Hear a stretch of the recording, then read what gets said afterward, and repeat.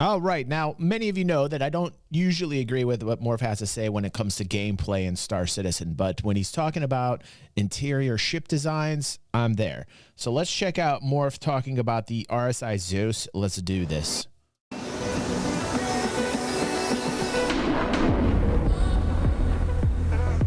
This is the RSI ZEUS Mark II, a ship whose success and design execution makes a number of earlier ships feel a bit like intern side projects. And that's because it demonstrates just how much better CIG has gotten at their craft. No longer delivering just pretty facades, but also well-considered interiors and exteriors that fit together like they were always meant to be. So join me as I take you on a tour of both the CL, Cargo, and ES exploration variants, both inside and out, in this latest installation of An Architect Reviews, where I'll show you exactly why this ship sets a new bar. And if by the end you think I did a good job and you want to see more videos on video game design like this, please don't forget to hit that like and subscribe button. Just like I hope you won't forget to check out the sponsor of today's video, Incogni.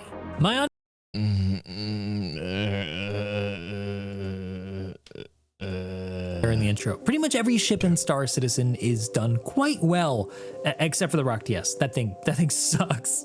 But one of the big challenges for CIG's ship team through the years has been matching up a ship's stunning concept with reality. Obviously, ships don't come into being fully realized. They usually start life as concept art, with sometimes an accompanying concept model that's used to generate the art or generated alongside the art. But when CIG started off a long time ago, these models didn't take into consideration any ship metrics whatsoever because they weren't really established. Things like standard corridor sizes, door sizes, module sizes, engine sizes, and even hangar sizes weren't really figured out yet back when they first started. And this caused a lot of problems later on for the ship teams when they had to make all that stuff that was in concept fit into the model and make it look like it did before. This is what happened with ships like the Carrack and the Mercury Star Runner. As cool as they turned out to be, they didn't really match what was originally planned. Having had the pleasure of speaking and working with a number of current and former members of the CIG ship team, I know well then that this has prompted CIG to hone their process over the years to help overcome these problems. Often from the start now, the concepts are imagined with the metrics in mind to help create a framework on which to realize the outcomes so that they closely match those initial, very evocative concepts. But it's an ongoing process, and there's always new issues that crop up, causing them to have to go back and refine the process further. Enter then the ZEUS Mark II in both variants, a ship that might have flown straight off the pages of an artist's sketchbook. At 45.7 meters long, with a beam of 34.3 meters and a height of 8 meters, this medium ship is... Listen, I got this all wrong. I will admit when I'm wrong. I can admit when I'm wrong, unlike other Star Citizen content creators or just content creators in general. When I saw this at CitizenCon, I poo-pooed this. I shamed it. I booed it. I did so much. Shame. I threw so much shade at this ship. And then as the stats came in and I got to see more of it, this ship grew on me and grew on me and grew on me until I started seeing it flushed out. And I was like, wow, this ship is actually killer. So I love the ZEUS. Like I personally, I love the looks of the ZEUS. Is just slightly smaller than the Crusader Industries C1 ship, a ship I previously lauded as one of the best ones that they've ever done. Me too. I'm going to bring up the footage of the interior here and the exterior so you guys get a little bit of a refresher of what that thing looks like. Also, as another reminder, this thing's about as big as a 737 with its doors intact. So it's big, but it's not huge. Looking at the ZEUS then, from its instantly iconic recognizable triangular silhouette to its finer layering details that purposely expose mechanicals up close to instill a sense of power and reality to the ship, it's a collection of all the best things that the teams have learned over the years so far. Note how it consistently employs its triangular design language throughout the ship's artful paneling, from its creases to its flying buttress struts, even to its integrated partially hidden rear thrusters, which fit with the angles of the ship's design. I've sketched over for it for you guys to be able to see a little bit more clearly what I'm talking about. You can see how the form, the paneling, and the details all line up with this overarching language. If I may critique it here though, and this is just my opinion, so if you like this design, don't feel too offended.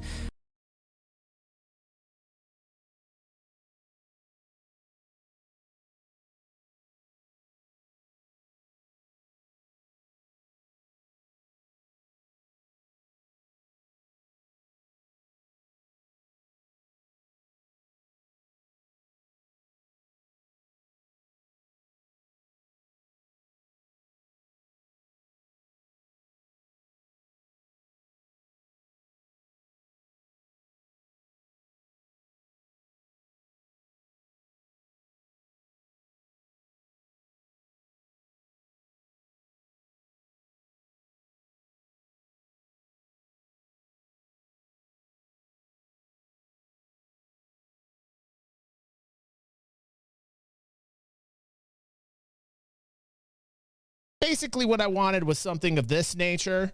I understand I was muted. I couldn't say the things that I was saying. That's why I was muted. Pepe, that was very smart to do that since we are shadow banned on YouTube. Something of this nature is what I was looking for. This is very impressive. Wouldn't you agree, Pepe? What do you think of this? Oh, thank you. Thank you. These are the types of insights that you get here on DG360. Sorry about the muting. It's just what I was just explaining in design wasn't necessarily appropriate. And Pepe was just covering me. And you did a good job there, Pepe. You did a good job because, you know, probably would have been thrown off YouTube finally. I do feel that there may be too many greebles along the spine of the ship, which disrupts some of the nice lines that go from the canopy to the rear. There's this spot in the center that feels kind of disrupted and at a weird angle from the rest of the ship, which could have been better continued and felt a little bit smoother like the sides and underside of the ship if a few of these mechanicals were just covered up. But ultimately, again, this is just my personal opinion, and ultimately greebling adds some visual presence and believability to a ship. It's been done on countless sci-fi ships across countless IPs, and there's a reason for doing it. It doesn't matter if it makes real strategic or aerodynamic sense, it's about the rule of cool, and this ship looks cool. Shifting now to the underbelly, I also like how well considered this part of the ship was, where on a lot of ships it tends to be left over as forgotten and underdeveloped. It features a lot of different materials, but one of the ones that I really like is its nod to its heritage, the Zeus Mark I, which started off as one of the first quantum-capable ships in the Star Citizen universe, and it was inspired by our modern-day space shuttle. If you look closely at the underbelly, you'll notice that there are some tiles here, these space shuttle-type thermal tiles that even have circular holes in them where they would have injected waterproofing agents to basically keep the tiles on board the shuttle while it was on the ground and exposed to moisture. It's a nice little subtle nod for nerds who appreciate the finer details like this. It really helps give the ship a sense of history. I also like how the panels are separated by these larger lines with a darker border that help make the whole thing feel well considered, and how all of them fit together like a puzzle without creating any 9-degree angles. It's a really nice touch that also connects with the top side's more angular language. In terms of differences between the two variants, they're really subtle. If you look closely, the CL variant actually has 2 additional struts towards the front, which I think is meant to kind of note that it needs a little bit more structural reinforcement because it hauls more cargo. I think that's a nice little touch that nods to the lore of the ship itself. It also has obviously a different paint job, but that's the most obvious thing. But the biggest difference is that the CL variant on the rear has a hidden door for a tractor beam boom arm that deploys when you want to load up its much larger car. That's actually pretty slick. I didn't even realize that came out like that. Can you believe that? That's actually really slick the way that came out. Hold on a second. I didn't even realize that was there like that. Holy shit. That's the most obvious thing. But the biggest difference is that the CL variant on the rear has a hidden door for a tractor beam boom arm that deploys when you want to load up its much larger cargo bay of 128 SCU. But at this point, I've heaped a lot of praise on the Zeus, with some exceptions for a little critique, but what makes it exceptionally well realized isn't that it just has a really good looking exterior. This is something we've seen before in other ships. It's that it works really well with the interior, how the whole thing has been considered holistically instead of one thing outweighing the other in its refinement. Now then, let's step on board so I can show you what I mean. All right, here we go. Both variants have 3 ingress and egress points, one from the most obvious location at the rear of the ship at the rear ramp, a second less obvious one from a hidden entrance underneath with a ladder located to the port side of the forward landing strut, and yet another hidden entrance above the wing on the port side where there's an unfolding panel that reveals a small docking collar. This immediately gives the ship a major security advantage over ships like its competitor, the C1, which only has a single entry exit point, a real risk if you have a fire on board and you need to get out because you can't put it out in time. Now let's step on board though, first starting with the ES variant. The cargo bay here feels well sized for an exploration ship. It's large enough to fit some extra supplies and perhaps a small ground vehicle, but nothing massive and certainly not big enough to do any serious cargo hauling. Turning to the ramp door, there's a deliberate expression on both variants of the door's mechanism displayed through the glass, and this is something you're going to see repeated throughout the whole ship in small little ways. I don't know about you thinkers, but I personally love a restrictive opening. Oh, hold on. Where's Fingers button? That, God damn it. Fingers, fingers, fingers, fingers, fingers, fingers, fingers, fingers,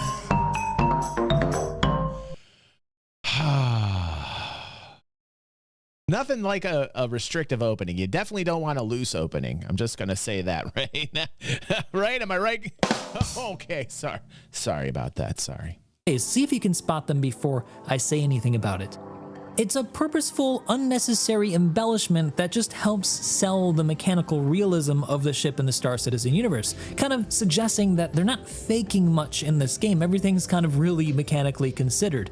I particularly like the dark gray, white, and blue accented color palette used to highlight and express some of the interior structure through these ribs and also through the lighting that is encased in them to illuminate the space.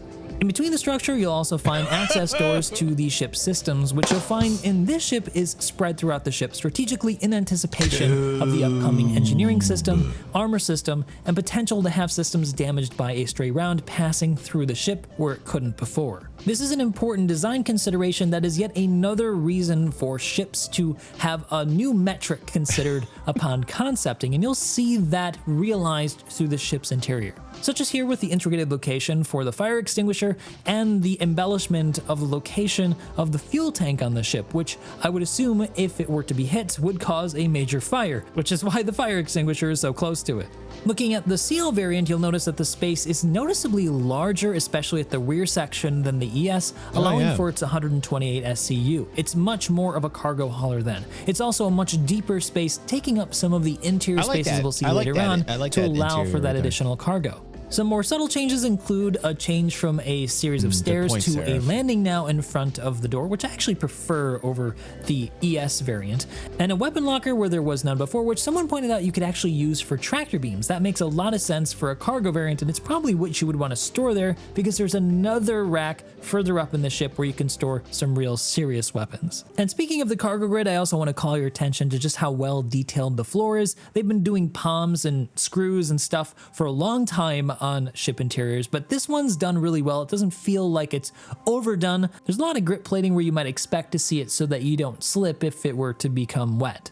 Now though, let's take a trip forward on the ES variant. We'll step now first into the hallway through a new articulated RSI themed door that's in two pieces. It's a new design type in the RSI design language that I've never seen in any other ship before, so it's something that we're probably going to start seeing on other ships like the Polaris, the Galaxy, and the upcoming Perseus. But it opens onto a much smaller and cozier corridor that takes on a different color palette.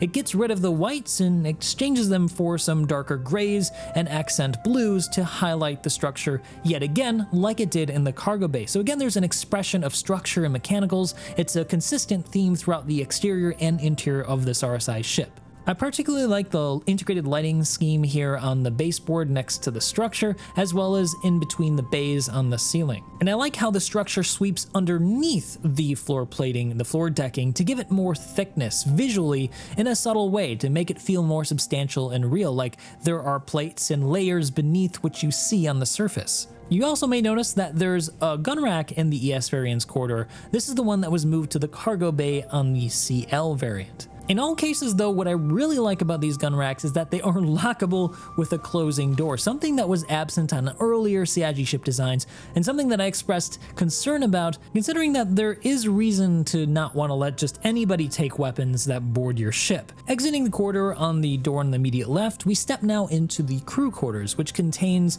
3 bunks, a nice little seating area, and 3 lockers that contains the personal inventory for the 3 people that would be piloting the ship. Vibes on the space though does tend to feel a little bit cold thanks to the blue accents and the cooler lighting, something that could have been mitigated by having some point lights that were a bit warmer in temperature to make the living space just feel a little bit cozier. I also think the bench feels a little bit harsh, a little bit stiff, so at least for the ES variant it could have looked just a little bit more comfortable. Looking at the bunks, there's also an empty bunk where they've got some shelves.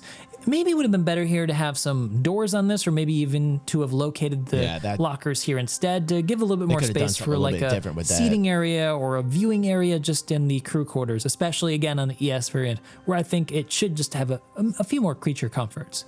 At the back of the bunk area, you'll also find the ship's only head, which is small and nothing really to write home about. Looking at the CL variants of both of these spaces, the hallway is shorter and doesn't have that weapon locker like I said, and the crew quarters is just a little bit shorter and gets rid of that bench, but that's about it. It's basically exactly the same as the other one.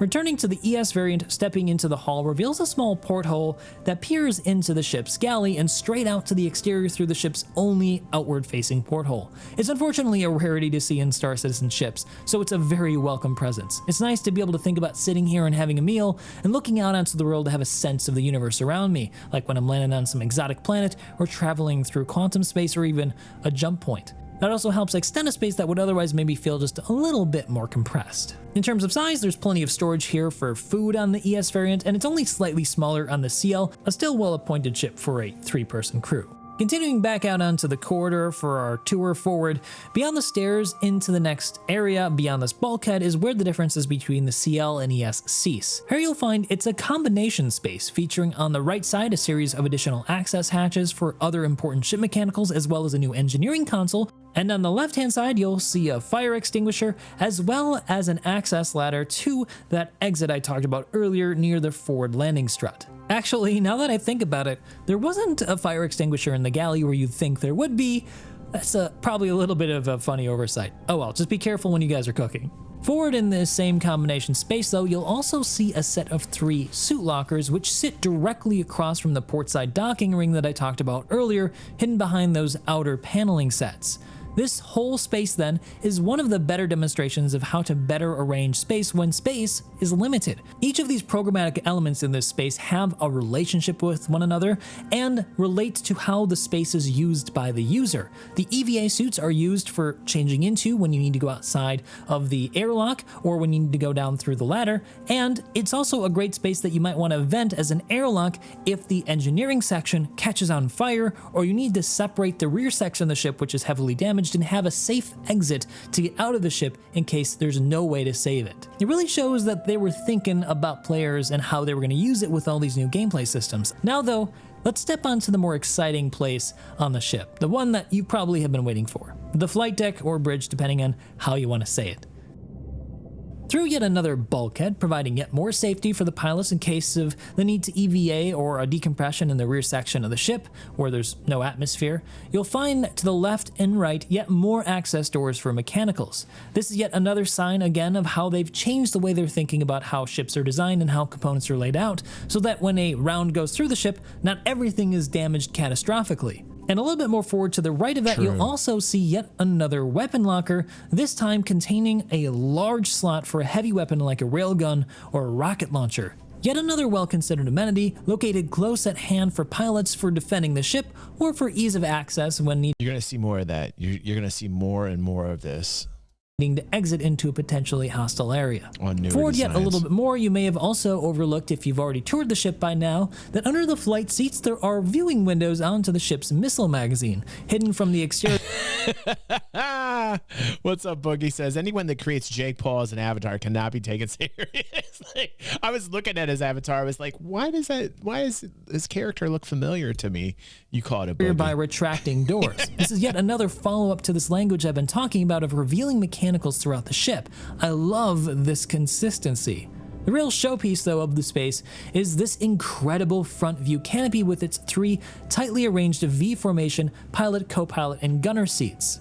They're also each hung from the ceiling and when occupied, turn and slide forward to give the occupants a better unobstructed view of the ship's exterior through this expansive canopy. With one minor obstruction for the pilot, who has a kind of thing in the way directly above the head where the mount connects to the canopy of the seat that blocks your way of seeing, say, doors opening for a hangar above you, which is what I found to be a problem with it when I first flew it. Just a minor little nitpick here.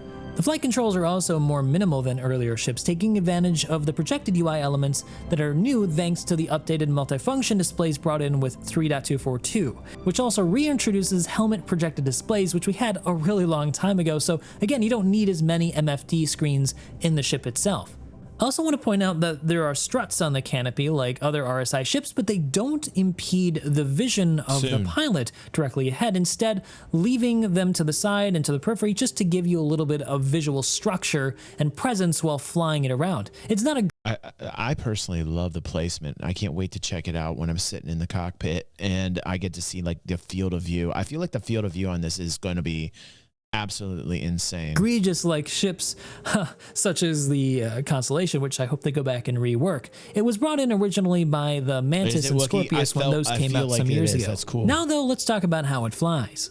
The Canopy design, like I already talked about, makes for excellent visibility when flying around, a much appreciated design element when navigating tight hangar spaces or obstructions when looking to land. The Zeus also has excellent maneuverability, acceleration, and a modest top speed of 1 kilometer a second when in nav mode. One interesting novelty though is that it's one of the only ships to have functional co-pilot seats in the game at present, which allows you to fly the ship from any of the 3 seat positions. The one weird thing about it though is that in practice there's no seat hierarchy. I found that sometimes when I was sitting in the pilot forward seat that the co-pilot could control the ship instead. A little bit of a weird, annoying bit that they probably should fix and give us manual control over. In terms of specs though, the ship comes equipped with 2 size 4 gimbaled weapons controlled by the forward pilot seat and a lower turret on both variants that comes equipped with 2 size 3 weapons, making it good for close air support or defense. But that lack of a top turret on both the CL and ES variant mean that these ships have a significant blind spot in combat, which when coupled with its large silhouette in a turn mean that both of them should leverage their acceleration and coming down from the top of this, and this thing is like pop, like goodbye, like, you know, like you gotta be careful. You gotta be careful up top, man.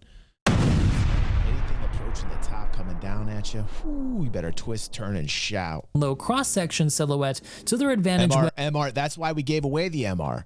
That's why we gave away the MR. Has the top and the bottom, right, Wooks? Right, dude. And running away from direct threats, not attacking them. The limited DPS output also is a bit of a problem if you're looking to take this into PvP. I definitely wouldn't do that, but it's probably good enough to serve for some moderate PvE. In that regard, the C1 may be a better option for solo pilots or ones looking for a little bit more DPS output. The ship also has 8 size 4 missiles, a good munition size that can do a lot of damage if it hits, and that's kind of the big problem with Star Citizen, so depending on the patch, it's hard to say whether or not this is going to make a difference. Both ships come with a single size 2 quantum drive, 2 size 2 coolers, 2 size 2 power plants, and 4 size 2 shields, so it's moderately well equipped and defended. The Zeus Mark II then is an excellent example of CIG's more refined ship pipeline. Not only has it a compelling, exciting exterior design, but its interior design does more with less. The biggest problem with the Zeus is that it's going to make a lot of older ships and even newer ships feel less well refined. Already I'm looking back at the C1 single corridor design with its only 1 egress point and limited interior as less well done, considering it has the same size. In fact, it's even wider than the Zeus, but has less interior space, or at least it feels smaller. All in all, this new design language they're going for RSI ships makes me very excited about the Polaris, and I'm sure they've been using this as a learning experience back and forth between the Polaris and the Zeus. So excited for the Polaris. So excited for the Polaris. And later ships like the Galaxy and the Perseus soon enter the SC universe sometime, probably next year. I'm glad I picked up a Polaris then last year, and this one even earlier. The Zeus Mark II isn't currently available on sale on the website if you guys are interested, so I don't know how much it's going to cost in real money. It'll probably be around 150 to 200 bucks, depending on the variant you want to buy, but remember that all ships in Star Citizen, when they're released, become available 3 months after their initial release, so you don't need to spend any real money. So what are you guys thinking? Are you going to pick one up, or are you going to grind for one in game? Let me know down in the comment section below. I, for one, think the Zeus... I mean, I feel like for the price, it's an upgrade. It's a easy upgrade from if you've got a Spirit, if you got the C1, like I would just upgrade to the Zeus. You know, it's only a couple bucks more, and it seems like that's what you do. Is one of the best ships CIG has ever done, and I hope it helps inform how to make other ships in the game even better, especially ones that haven't yet made it in. I'm Morphologis. Okay, all right, Morph. Hey, man. I think he does great on the interiors, on the design talks. I mean, sometimes there's a little BS, but for the most part, he's thinking about a few different angles when he's describing the interiors And especially the interesting parts about the dynamics with bullets or kinetic weapons passing through the hull, and they're starting to cabin off weaponry, which is smart. I think we'll see a lot more of weapon cabins up towards the cockpit, and I like the inside of it. I like the entire look of the Zeus. But I'm more of the Zeus MR type, and I can't wait to see that. The Zeus MR is just going to be